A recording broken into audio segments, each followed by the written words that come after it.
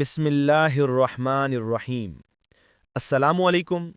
بہت سے لوگ کہتے ہیں کہ کوئی ایسا عمل بتائیں، ایسا وظیفہ بتائیں کہ ہمارے گھر میں لڑائی جھگڑے جو ہر وقت موجود رہتے ہیں، ہمارے گھر میں جنت والا ماحول بن جائے۔ کسی نے کہا کہ ہمارے ہاں رزق کا مسئلہ ہے، رزق کی تنگی ہے، کوئی ایک ہی ایسا عمل بتائیں کہ گھر میں سارے کام خود ہو جائیں۔ آج جو وظیفہ ہم آپ سے شیئر کرنا چاہتے ہیں، یہ خاص طور پر تمام ماں، بہنوں اور بیٹیوں کے لیے ہے۔ اس کو توجہ سے سنیں۔ جو بھی ماں بہن بیٹی چاہتی ہے کہ اس کا شوہر اس کے ساتھ پوری زندگی اتفاق سے، محبت کے ساتھ اور پیار و سلوک سے رہے اور اس کی اولاد بھی فرما بدار رہے، یہ وظیفہ ان تمام بہنوں کے لیے ہے۔ وہ خواتین بہت توجہ کریں اور اس وظیفے کو اپنا معمول بنائیں۔ یعنی معمول بنانے سے مراد یہ ہے کہ یہ روزانہ کرنا ہے، جو مخصوص ایام ہے اس میں نہیں کرنا، ان کے علاوہ آپ نے اس وظیفے کو نہیں چھوڑنا۔ سورہ تحریم یہ 28ویں پارے کے اندر ہے۔ یہ سورت آپ نے روزانہ ایک مرتبہ پڑھنی ہے، اور اس میں یہ شرط بھی نہیں ہے کہ کسی ایک وقت کو متعین کر کے پڑھیں۔ پورے دن میں جب بھی آپ کو فرصت ملے، جب بھی آپ کے لیے آسانی ہو، ایک مرتبہ اس کو باوضو پڑھ لیں۔ دن میں پڑھیں یا رات میں پڑھیں، اور اس کے بعد دعا مانگیں۔ دو اہم کام اس کے، ایک تو ثواب ملنا ہی ملنا ہے، وہ تو قرآن پڑھنے پہ آپ کو ہر حرف کے اوپر 10 نیکیاں ملیں گی، 10 گناہ معاف ہوں گے، 10 درجات بلند ہوں گے، وہ تو ہے ہی، اللہ کی رضا بھی ہوگی۔ لیکن اس کا سب سے بڑا فائدہ یہ ہوگا کہ آپ کا خاوند محبت سے، پیار سے، سلوک سے آپ کے ساتھ رہے گا اور ہمیشہ آپ کو خوش رکھے گا، اور آپ کی اولاد بھی نیک، صالح اور فرما بردار ہوگی۔ یہ بہت بڑی نعمت ہے، جس کو مل جائے سمجھے اس کی دنیا جنت بن گئی۔ اور جس کے گھر میں روزانہ چھوٹی چھوٹی بات پر لڑائی جھگڑے رہتے ہوں، ہر وقت خاوند جب بھی گھر آئے اس کے چہرے پر 12 بجے ہوں، بچے بھی گھبرائیں، پریشان ہوں، بیوی پریشان ہو، مار دھاڑ لگی رہے، زندگی اس کے لیے جہنم بن جائے۔ یہ بہت بڑی رحمت ہے، میاں بیوی کے اندر پیار، محبت، حسن سلوک پیدا ہو جائے۔ آپ صلی اللہ علیہ وسلم نے فرمایا کہ سب سے اچھا آدمی وہ ہے جو اپنے گھر کے اندر بیوی بچوں کے ساتھ پیار اور محبت سے رہتا ہے، اور آپ نے اپنی مثال دی کہ جس طرح میں گھر کے اندر اپنی ازواج مطہرات کے ساتھ محبت اور خلوص کے ساتھ اور پیار سے پیش آتا ہوں، یہ میرا نمونہ، یہ میرا طریقہ، اس میں میری سیرت کو اپنا لو، وہ آدمی کامیاب ہوگا۔ تو یہ نعمت اللہ آپ کو عطا فرمائیں گے اگر آپ پڑھیں گے، تو اللہ پاک آپ کے شوہر کو مہربان کر دیں گے۔ ایک تو اس سے گھر میں جنت والا ماحول بنے گا، اور دوسرا گھر میں اگر کوئی بھی تنگ دستی ہے، کوئی پریشانی ہے، تو اللہ پاک اس پریشانی کو بھی ختم فرما دیں گے۔ اسی وظیفے کے ساتھ ایک واقعہ ہم آپ کو بتاتے ہیں۔ لاہور سے ایک بہن نے 1 سال قبل اپنی تکلیفوں اور پریشانیوں کا ذکر کیا تھا کہ ان کے والد ایک فیکٹری میں کام کر رہے تھے۔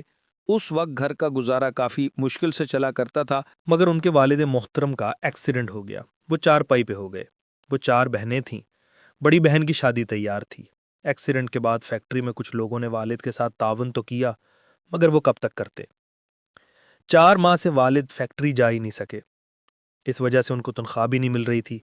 گھر میں نوبت یہاں تک آ گئی کہ 3 وقت کی بجائے ہم 1 وقت کا کھانا تیار کرتی تھیں، اور اس کو سب گھر والے مل کے کھاتے تھے۔ قرض بھی کافی بڑھ چکے تھے، اوپر سے بڑی بہن کی شادی بھی تیار تھی۔ دور دور تک کوئی امید نظر نہیں آتی تھی۔ بڑے مجبور پریشان ہو کر انہوں نے رابطہ کیا، اور اس بہن کو میں نے دلاسا دیا کہ آپ پریشان نہ ہوں، سب گھر والے اللہ کی جانب رجوع کریں، اس رب کو راضی کریں، اپنے گھر میں نماز کی پابندی کے ساتھ 2 رکعت نماز نفل پڑھ کر مکمل توبہ کریں۔ جو گناہ ہوئے زندگی میں یا جو ہو رہے ہیں ان کو اللہ سے وعدہ کر کے مکمل چھوڑ دیں، اور یہ وظیفہ جو آپ کو بتایا ہے اس کو جاری رکھیں۔ انشاءاللہ جلد ہی اللہ اپنے غیبی خزانوں سے آپ کی مدد فرما دیں گے۔ انہوں نے نماز کی پابندی کی، پھر اللہ کی جانب سے ایسے بندوبست ہوا۔ خوشی خوشی سے اس بہن نے 1 ہفتے بعد کال کی کہ فیکٹری سے ایک مینیجر ہمارے گھر میں آئے۔ انہوں نے 4 ماہ کی تنخواہ والد کے ہاتھ میں تھمائی، اور ساتھ ہی بڑی بہن کے جہیز اور شادی کا سارا خرچہ اپنی ذمے لے لیا۔ یہ واقعہ بیان کرنے کا مقصد یہ ہے کہ جب انسان اللہ کے لیے اپنا سب کچھ قربان کر دیتا ہے تو اللہ پاک پھر اس کے لیے راستے آسان بنا دیتے ہیں۔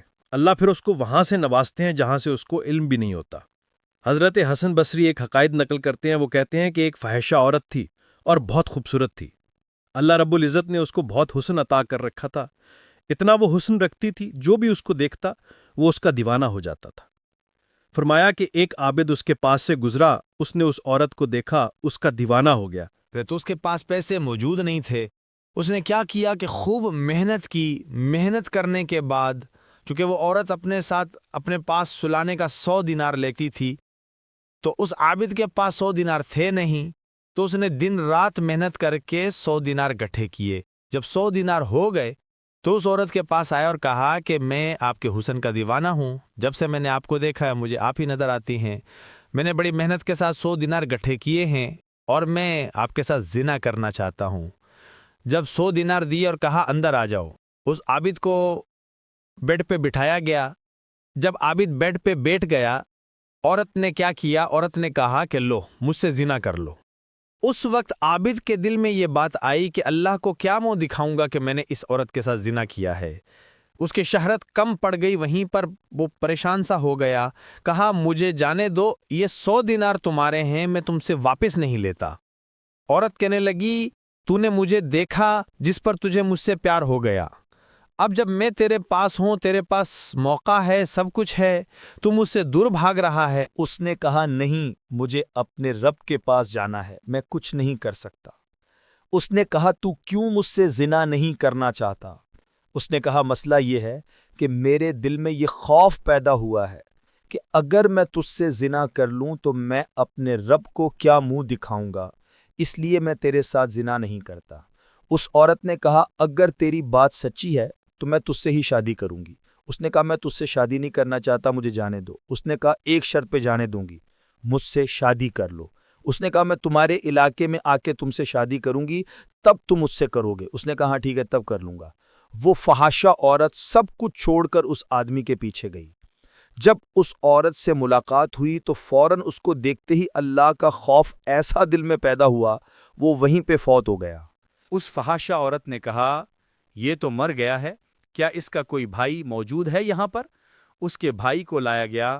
اس کا بھائی وہ بھی اللہ والا تھا، عابد تھا۔ اس نے کہا دیکھو میں تم سے شادی اس شرط پہ کر رہی ہوں، میں تمہارے بھائی سے محبت کرتی تھی، تمہارے بھائی کی محبت کی وجہ سے میں تم سے شادی کر رہی ہوں۔ فرمایا کہ اس عورت نے اس کے بھائی سے شادی کی، اللہ رب العزت نے اس کو 7 نیک اور صالح بیٹیاں عطا کیں۔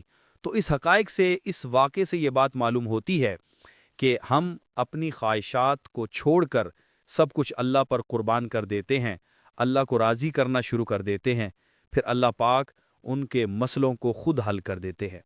تو امید ہے آج کا وظیفہ آپ کو پسند آیا ہوگا۔ تو اللہ تعالیٰ سے دعا ہے کہ اللہ تعالیٰ ہمیں نیک کام کرنے کی توفیق عطا فرمائے، اور آخر میں اللہ کے 99 ناموں میں سے ایک نام لکھ کر کمنٹ میں ضرور شیئر کریں۔ اللہ تعالیٰ ہم سب کا حامی و ناصر ہو، آمین۔